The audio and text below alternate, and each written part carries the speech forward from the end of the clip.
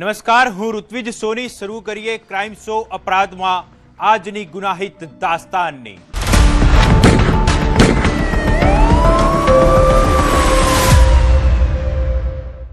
હિંમતનગરના આગિયોલ ગામમાં એક એવી ઘટના બની જાણે પોલીસને પણ મૂંઝવણમાં મૂકી દીધી છે.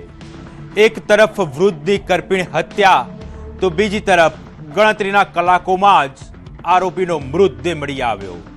શું આ કુદરતી ન્યાય છે કે પછી મોટું ષડયંત્ર?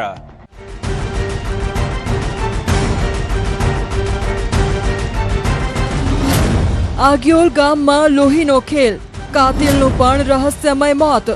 હિંમતનગરનું આગિયોલ ગામ, જ્યાં 28 માર્ચની કાળી રાત્રિએ શાંતિ હણાઈ ગઈ. રસ્તાની બાજુમાં આવેલી ઝાડીઓ વચ્ચે લોહી લુહાણ હાલતમાં એક મૃતદેહ પડ્યો હતો. ગળાના ભાગે તીક્ષ્ણ હથિયારનો ઊંડો ઘા અને ચારે તરફ ફેલાયેલો લોહીનો રેલો. આ દ્રશ્ય ચીસો પાડીને કહી રહ્યું હતું કે અહીં કોઈની નિર્મમ હત્યા કરવામાં આવી છે. અધવચ્ચે કપાયું આયખું. જૂની અદાવતમાં લોહીની હોળી. મૃતકની ઓળખ થઈ મોહનભાઈ રાવળ તરીકે. રાત્રે 11:30 વાગે જ્યારે તેઓ ઘરની બહાર નીકળ્યા ત્યારે અંધારામાં છુપાઈને બેઠેલા કાના ભીખા મકવાણાએ તક જોઈને તરાપ મારી.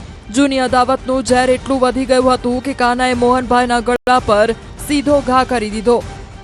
ગઈ તારીખ 28/3/2026ના રાતના 11:30ના અરસામાં થાંભોઈ પોલીસ સ્ટેશન વિસ્તારના આગિયોલ ગામમાં એક મર્ડરનો બનાવ બનવા પામેલો હતો.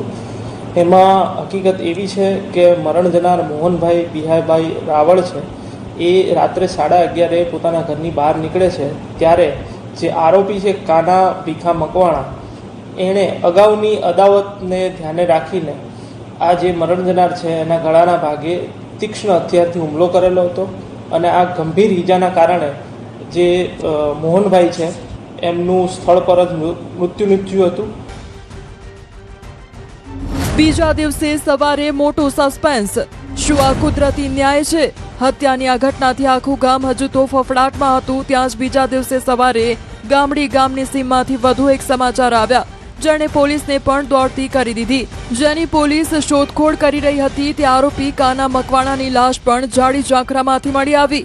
એક તરફ મર્ડર અને બીજી તરફ મર્ડર કરનારનું રહસ્યમય મોત. બીજા દિવસે સવારના સમયે જે આરોપી છે કાના ભીખા મકવાણાની ડેડ બોડી ગામની સીમમાંથી મળી આવેલ હતી. એ બાબતે અકસ્માત મોતની નોંધ કરવામાં આવી હતી અને એમનું બોડીનું પીએમ કરાવવામાં આવ્યું હતું, જેમાં પ્રાથમિક દ્રષ્ટિએ એનું મોત કુદરતી રીતે થયેલું હોવાનું જણાઈ આવેલ છે. તેમ છતાં વધુ સચોટ મૃત્યુનું કારણ જાણવા માટે એના વિસેરા FSLમાં મોકલવામાં આવેલ છે અને ફાઇનલ કોઝ ઓફ ડેથ આવ્યા બાદ મૃત્યુનું સાચું કારણ જાણી શકાશે. શું કાનાએ ડરના માર્યા જીવ ગુમાવ્યો કે પછી મોતનું કારણ કંઈક બીજું છે? પોસ્ટમોર્ટમનો પ્રાથમિક રિપોર્ટ કહે છે કે આરોપીનું મોત કુદરતી છે, પણ સવાલ એ ઊભો થાય છે કે મર્ડર કર્યાના ગણતરીના કલાકોમાં જ ભાગતા આરોપીનું મોત કુદરતી રીતે કેવી રીતે થઈ શકે? શું પોલીસ તપાસથી બચવા માટેનો ગભરાટ જીવલેણ નીવડ્યો કે પછી આ રહસ્ય પાછળ કોઈ અદ્રશ્ય સત્ય છુપાયેલું છે? ગાંભોઈ પોલીસ માટે હવે આ કેસ એક કોયડો બની ગયો છે, જેનો જવાબ હવે માત્ર FSLના રિપોર્ટ અને વિસેરા તપાસમાં જ છુપાયેલો છે. સાબરકાંઠા હિંમતનગરથી ઈશાન પરમાર, ન્યૂઝ 18 ગુજરાતી. સુરતના અમરોલીમાં સામાન્ય બોલાચાલીએ લોહિયાળ વળાંક લીધો. એમ્બ્રોડરી કામ કરી પરિવારનું ગુજરાન ચલાવતા એક યુવકની છરાના ઘા ઝીકીને નિર્મમ હત્યા કરી દેવામાં આવી. જો કે સુરત પોલીસની સતર્કતાથી ગણતરીના કલાકોમાં જ આરોપી લોખંડી પંજામાં આવી ગયો.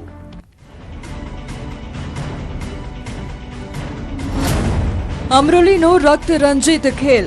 સુરતનું અમરોલી. તારીખ 29 માર્ચ 2026ની એક કાળી રાત અને શ્રીરામનગર સોસાયટીનો એ રસ્તો જ્યાં ખુલ્લેઆમ મોતનું તાંડવ ખેલાઈ ગયું. કોઈ કલ્પના પણ નહોતી કરી કે સામાન્ય વાતચીતમાંથી શરૂ થયેલો વિવાદ એક યુવાનના આયુષ્યનો અંત લાવી દેશે. 20 વર્ષનો મહેન્દ્ર રાજપૂત, જે એમ્બ્રોડરીના કામથી પરિવારનો દીવો પ્રગટાવતો હતો, તેને શું ખબર હતી કે પડોશમાં જ રહેતો શખ્સ કાળ બનીને ટાપી રહ્યો છે. તો હાલ સૌથી મોટા સમાચાર સામે આવી રહ્યા છે। સાંજે 5 વાગે સ્થાનિક સ્વરાજની ચૂંટણીની જાહેરાત થવાની છે। રાજ્ય ચૂંટણી પંચ દ્વારા તારીખોની જાહેરાત કરવામાં આવશે। હવે જે રાહ જોવાઈ રહી હતી તેનો હવે અંત આવશે। સાંજે 5 વાગે સ્થાનિક સ્વરાજની ચૂંટણીની જાહેરાત કરવામાં આવશે। રાજ્ય ચૂંટણી પંચ દ્વારા તારીખોની જાહેરાત કરવામાં આવશે। જે ચૂંટણીનો ધમધમાટ ચાલી રહ્યો હતો, ભાજપ દ્વારા જે રસાકસીનો અત્યારે માહોલ જોવા મળી રહ્યો હતો અને બીજી તરફ જે સાયન્સ પ્રક્રિયા છે તે અત્યારે પૂરતી ચાલતી જોવા મળી રહી છે, ત્યારે હવે આ અપડેટ મોટું સામે આવ્યું છે કે સાંજે 5 વાગ્યાના સમયગાળામાં જે તારીખો છે તેની જાહેરાત કરવામાં આવશે। સંવાદદાતા ગૌતમ અમારી સાથે જોડાઈ ગયા છે। ગૌતમ, આ સૌથી મોટું અપડેટ કે સાંજે 5 વાગે હવે તારીખોની પણ જાહેરાત કરવામાં આવશે।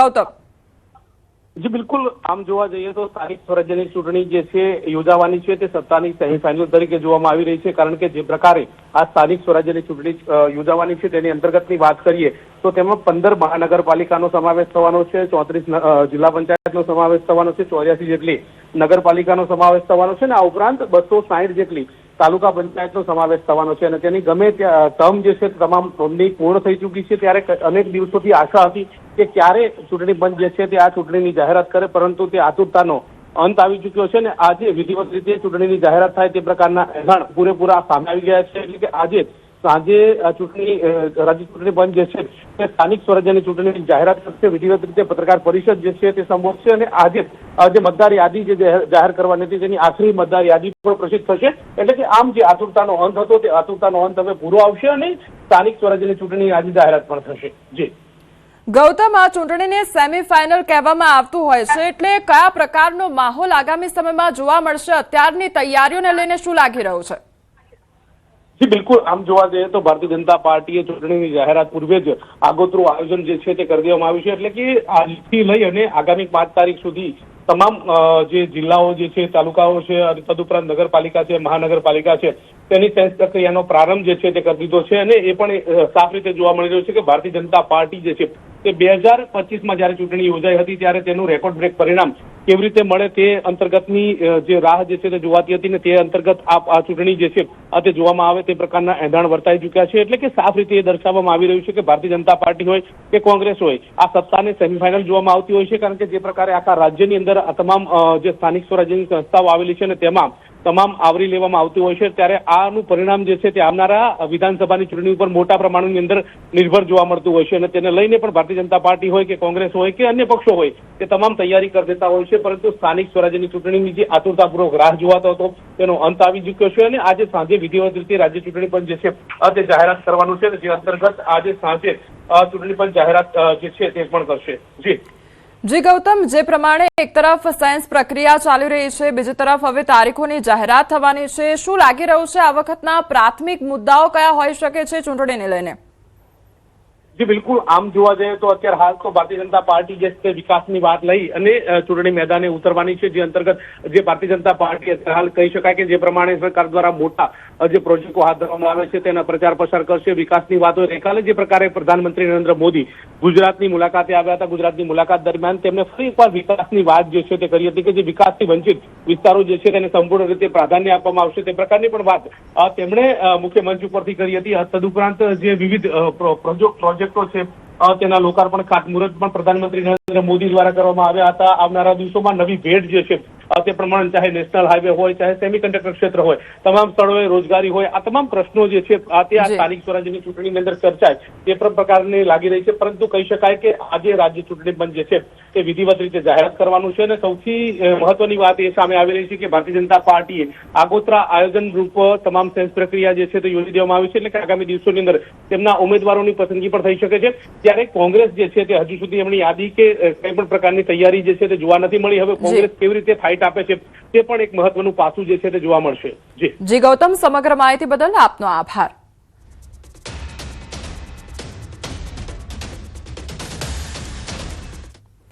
તો સ્થાનિક સ્વરાજ્યની ચૂંટણી પહેલા સરકારની મોટી જાહેરાત કરવામાં આવી છે અને રસ્તાઓના રીસર્ફેસ માટે મહત્વનો નિર્ણય લેવામાં આવ્યો છે। રસ્તાઓના રીસર્ફેસ માટે 3400 કરોડની જોગવાઈ કરવામાં આવી છે। તો રસ્તાઓની ઉણપ દૂર કરવા માટે કામગીરી કરવામાં આવશે। રસ્તાઓનું સમયસર મેન્ટેનન્સ કરવાનો પણ નિર્ણય કરવામાં આવ્યો છે। 3440 કરોડ રૂપિયા, અંદાજે 5700 કિલોમીટરની લંબાઈ, એટલે 5698 થાય છે, એટલે 5700ની આસપાસ અંદાજે લંબાઈ થવાની છે. 2342 કામો જેની મંજૂરી એક સાથે એક ફાઇલમાં, ઐતિહાસિક નિર્ણય એ ભૂપેન્દ્રભાઈએ લીધો છે. માત્ર નવા રસ્તા નિર્માણ કરવા એટલા પૂરતું નથી, એની નેટવર્કની ગુણવત્તા પણ જળવાઈ રહે અને સમયસર વૈજ્ઞાનિક પદ્ધતિથી મેન્ટેનન્સ કરવામાં આવે. જે મેન્ટેનન્સની બાબતોમાં હંમેશા ફરિયાદો રહેતી હતી, એનો મહત્વનો નિર્ણય લીધો છે.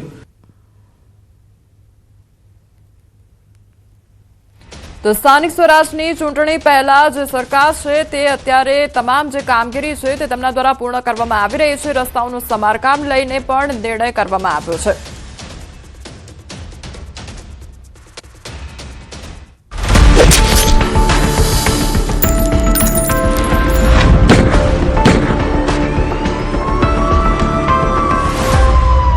રામનગર સોસાયટીમાં લોહીની હોળી, સામાન્ય બોલાચાલી અને સીધું મોત. માત્ર 20 વર્ષની ઉંમર, આંખોમાં ઉજળા ભવિષ્યના સપના, પણ એક ક્ષણનો આવેશ અને હાથમાં રહેલી છરીએ બધું જ વેરવિખેર કરી નાખ્યું. મહેન્દ્ર અને તેના ભાઈ સુરત સાથે આરોપી સોએબ ઉર્ફે બગાડી ઉર્ફે અમન અકબર હુસૈન હજારિકા નામના યુવાન સાથે તકરાર થઈ, ગાળાગાળી થઈ અને જોત જોતામાં સોએબ હેવાન બની ગયો. हम दो भाई बात कर रहे थे बैठ के, तो भाई आया बीच में, उंगली करने लगा, बोला क्या बात कर रहे हो, क्या बात कर रहे हो, धक्का देने लगा इधर उधर, बस माँ का गाली देने लगा. भाई धक्का दिया, बोला जाओ रूम पे तुम. मैं बोला तो दौड़ के गया, चाकू लेके आया, तो मारा. હત્યા કરીને આરોપી સોએબ અંધારામાં ઓગળી ગયો. અમરોલી પોલીસ માટે આ એક મોટો પડકાર હતો. પોલીસની વિવિધ ટીમો સક્રિય થઈ અને ટેકનિકલ સર્વેલન્સ સહિત બાતમીદારોનું નેટવર્ક બિછાવવામાં આવ્યું. આસામના બગાડીની સુરત પોલીસે ઉતારી અક્કલ. મરણ જનાર મહેન્દ્ર રાજપૂત અને તેના પાડોશમાં જ રહેતો સોએબ હજારિકા, બંને વચ્ચે ઝઘડા, સામાન્ય બોલાચાલીમાંથી ઝઘડો થયેલ અને સોએબ દ્વારા છરીનો ઘા મારી પીઠના ભાગે મહેન્દ્ર રાજપૂતની હત્યા કરવામાં આવેલ છે. પોલીસની ગિરફ્તમાં ઉભેલો આ છે સોએબ હજારિકા ઉર્ફે બગાડી. માત્ર 1 મહિના પહેલા આસામથી સુરત રોજીરોટી માટે આવ્યો હતો, પણ બની ગયો ખૂની. અમરોલી રિંગ રોડ પાસેથી જ્યારે તે ભાગવાની પેરવીમાં હતો ત્યારે જ પોલીસે તેને દબોચી લીધો. એક તરફ પોલીસની સફળતા છે તો બીજી તરફ એક પરિવારનો માળો વિખેરાઈ ગયો છે. મહેન્દ્ર રાજપૂત મૂળભૂત રીતે ઉત્તર પ્રદેશનો વતની છે અને છેલ્લા એકાદ વર્ષથી શ્રીરામનગર હાઉસિંગ ખાતે રહે છે. જ્યારે આરોપી સોએબ છેલ્લા એકાદ મહિનાથી આસામથી અહીંયા સુરત અમરોલી ખાતે રહેવા માટે આવેલ છે અને સામાન્ય બોલાચાલીમાંથી જ તે બંને વચ્ચે ઝઘડો થયેલો અને મૃત્યુનો બનાવ બનવા પામેલ છે. આજે મહેન્દ્ર નથી, પણ પાછળ મૂકી ગયો છે આક્રંદ અને સવાલો. શું માનવીની જિંદગી આટલી સસ્તી થઈ ગઈ છે? અમરોલી પોલીસે આરોપીને જેલના સળિયા પાછળ તો ધકેલી દીધો છે, પણ પરિવારની એક જ માંગ છે, કઠોર સજા. प्रशासन से मांग रहा हूँ उसके ऊपर सख्त से सख्त कार्रवाई हो. हमारी मांग है कि उसको सख्त से सख्त कार्रवाई की जाए और पकड़ा जाए. હવે જોવાનું એ રહેશે કે કાયદો આ બગાડીને કેટલી જલ્દી તેના પાપની સજા અપાવે છે. સુરતથી કીર્તેશ પટેલ, ન્યૂઝ 18 ગુજરાતી. રાજકોટમાં પીએસઆઈની સર્વિસ રિવોલ્વરમાંથી થયેલ ફાયરિંગે પોલીસ બેડામાં ખળભળાટ મચાવ્યો છે. ફ્લેટમાં હાજર પરિણીત મહિલા મિત્ર અને પીએસઆઈ બંનેને ગોળી વાગતા અનેક સવાલો ઉઠ્યા છે. શું આ માત્ર અકસ્માત છે કે પછી કંઈક બીજું?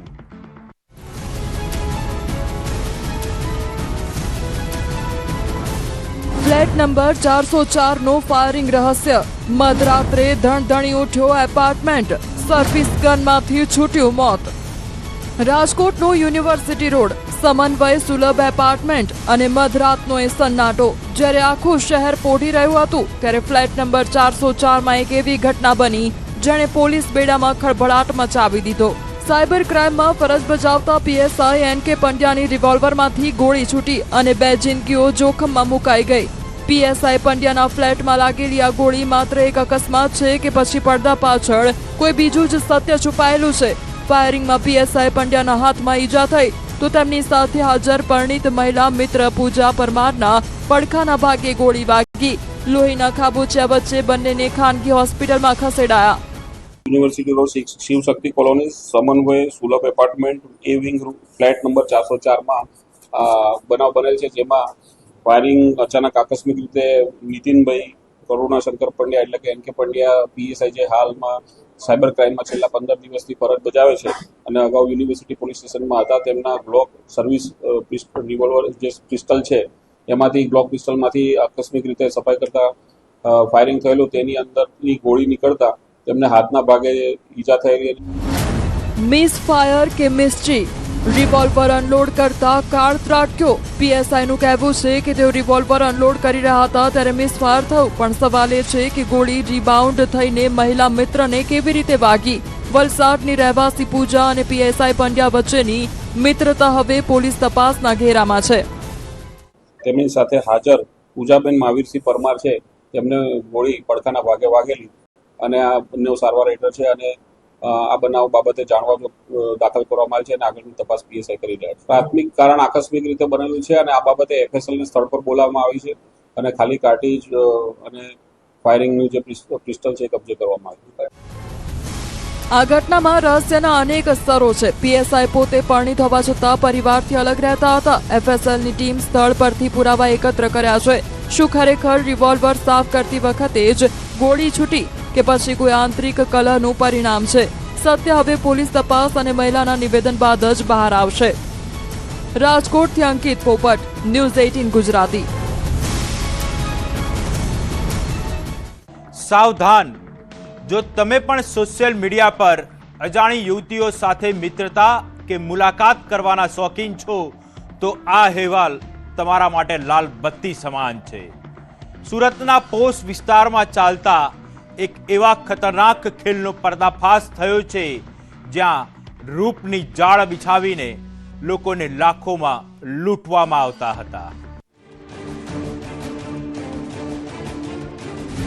રૂપની જાળ, ખાખીનો આંચળો અને લાખોની લૂંટ. સુરતનું સૂર્ય મંજરી એપાર્ટમેન્ટ.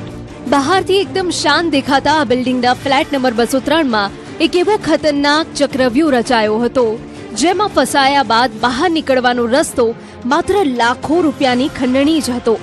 સોશિયલ મીડિયાના માધ્યમથી મદમીઠી વાતો કરી શિકારને ફસાવવામાં આવતો અને પછી શરૂ થતો બ્લેકમેલિંગનો ગંદો ખેલ. હની ટ્રેપની હસીનાઓ અને નકલી પોલીસ. સુરતની ઉમરા પોલીસે બાતમીના આધારે જ્યારે ફ્લેટ પર દરોડો પાડ્યો ત્યારે પોલીસ પણ ચોંકી ઉઠી હતી. આ ટોળકીમાં માત્ર પુરુષો જ નહીં પણ રાજવી અને પ્રાંજલી નામની યુવતીઓ પણ સામેલ હતી, જેઓ પહેલા સ્ત્રી મિત્રતાની લાલચ આપી યુવકોની એકાંતમાં બોલાવતી અને પછી અચાનક એન્ટ્રી થતી નકલી પોલીસની. એ માહિતી આધારે ઘણા દિવસથી ત્યાં ઉમરા પોલીસ સતત વોચમાં રહેતી હતી અને આ બનાવ બન્યો એ જ દિવસે ત્યાં એ ફ્લેટની અંદર એ સોસાયટીમાં પબ્લિકને અવર જવર થવાથી પોલીસને શંકા જતા ત્યાં જઈને ચેક કરતા ત્યાં એક ભોગ બનનાર જે હાલના જે ફરિયાદી છે મળી આવે અને જેઓની પૂછપરછ કરતા તેઓ જણાવેલ કે મને આવી રીતના સોશિયલ મીડિયાના માધ્યમથી મારો સંપર્ક કર્યો અને મારી સ્ત્રી મિત્રતા રાખવા માટે એને છેતરવામાં આવ્યો હતો. રેપના કેસની ધમકી અને 5 લાખની માંગણી.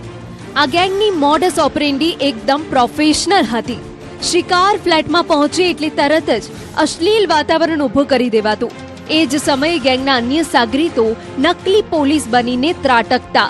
ડર અને બદનામીનો એવો માહોલ ઊભો કરવામાં આવતો કે શિકાર ગભરાઈ જાય. આ કેસમાં પણ એક યુવકને બળાત્કારના ખોટા કેસમાં ફસાવી દેવાની ધમકી આપી સીધા 5 લાખ રૂપિયા ખંખેરવાનો પ્લાન હતો. અને બદલામાં એને ત્યાં શરૂઆતમાં એને પૈસા આપ્યા અને ત્યારબાદ એક એવી અશ્લીલ વાતાવરણ પેદા કર્યું અને એ આધારે બ્લેકમેલિંગ શરૂ કર્યું. એવામાં નકલી પોલીસ બનીને આવેલા બીજા 3 ઈસમોએ એની પાસે બળાત્કારના કેસમાં ફસાઈ દેવા માટે એને ધમકી આપી અને જો કેસ ન કરવો હોય આમ કરી એની પાસે નકલી પોલીસ બની અને એના વિરુદ્ધમાં કોઈ પોલીસ કેસ ન થાય આમ કરી એના માટે એની પાસે 5 લાખ રૂપિયા માંગણી કરવામાં આવી. ક્રિમિનલ હિસ્ટ્રી ધરાવતી ખતરનાક ગેંગ. પોલીસે આ મામલે આકાશ વાઘેલા, પિયુષ ગોસ્વામી, ખેતારામ પરમાર, રાજવીર દેવગાણિયા, પ્રાંજલી ઉર્ફે પ્રિન્સી રાજપૂત નામના વ્યક્તિઓની ધરપકડ કરી છે. તપાસમાં બહાર આવ્યું છે કે આ ગેંગના સભ્યો અગાઉ પણ મારામારી અને ઠગાઈ જેવા ગુનામાં પોલીસ ચોપડે ચડી ચૂક્યા છે. એટલે કે કોઈ આકસ્મિક ગુનો નથી, પણ એક સુનિયોજિત રીતે ચાલતું મોટું રેકેટ છે. જો કે હજુ રમેશ પાલ નામનો એક સૂત્રધાર ફરાર છે, જેને પકડવા પોલીસે ચક્રો ગતિમાન કર્યા છે. નકલી પોલીસ અને બની અને લોકોને છેતરી અને બ્લેકમેલિંગ કરી પૈસા પડાવતી ટોળકી તાત્કાલિક એ લોકોને એરેસ્ટ કરવામાં આવ્યા. આ નકલી પોલીસ જે બની અને લોકોને છેતરતા હોય એ ટોળકીનો પર્દાફાશ. હાલ તો ઉમરા પોલીસે આ ટોળકીને જેલના સળિયા પાછળ ધકેલી દીધી છે. પણ સવાલ એ છે કે ડિજિટલ યુગમાં સોશિયલ મીડિયા પર મળતી લાલચોમાં તમે ક્યાંક શિકાર તો નથી બની રહ્યા ને? પોલીસની સલાહ છે કે અજાણ્યા પાત્રોથી દૂર રહો, કારણ કે તમારી એક ભૂલ તમને આ હની ટ્રેપની ગંદી જાળમાં ફસાવી શકે છે. સુરતથી કીર્તિશ પટેલ, ન્યૂઝ 18 ગુજરાતી. મોરબીમાં સિરામિક ઉદ્યોગપતિ પર જીવલેણ હુમલાની ઘટનાએ ચકચાર મચાવી દીધી છે. 25 લાખની ઉઘરાણીમાં જિલ્લા પંચાયતના પૂર્વ ચેરમેને કાયદો હાથમાં લીધો અને મર્સિડીઝ કારમાંથી ધોકા કાઢીને આતંક મચાવ્યો છે. શું છે આ પૂરો મામલો તે જોઈએ.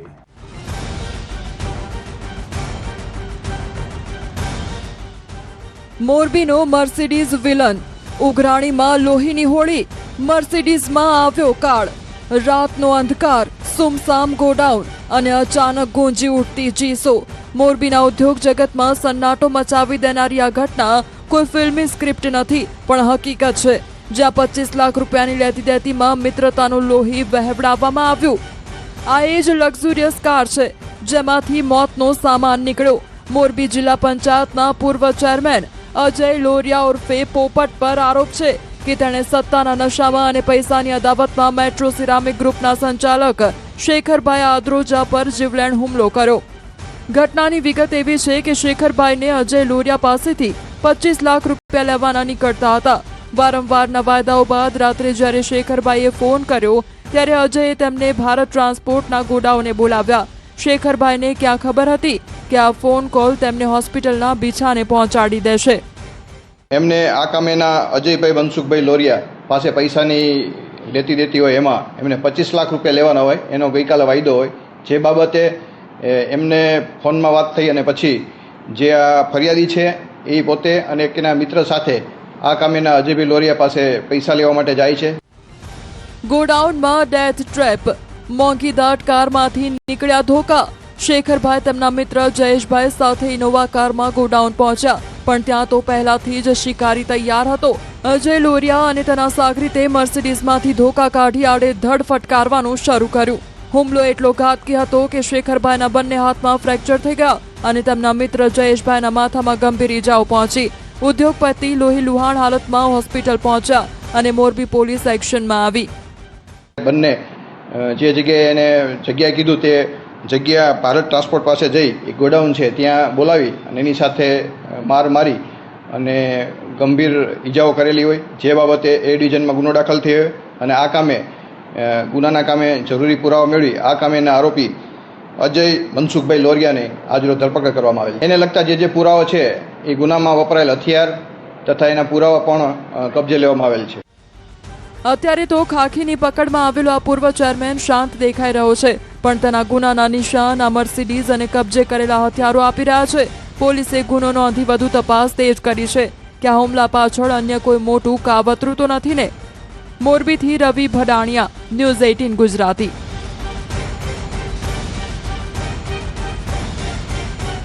વધુ કેટલાક રહસ્ય પરથી પડદો ઉચકીશું, ત્યાં સુધી જોતા રહો અપરાધ. હાલ લઈશું એક બ્રેક.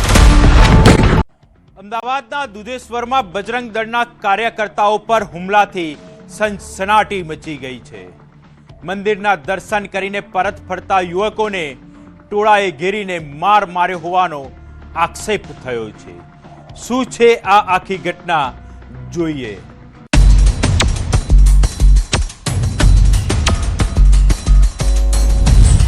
દુધેશ્વરમાં દંગલ, ભક્તિના માર્ગે ભયનો અથાર, ટ્રાફિકનો ઝઘડો અને ટોળાનો આતંક।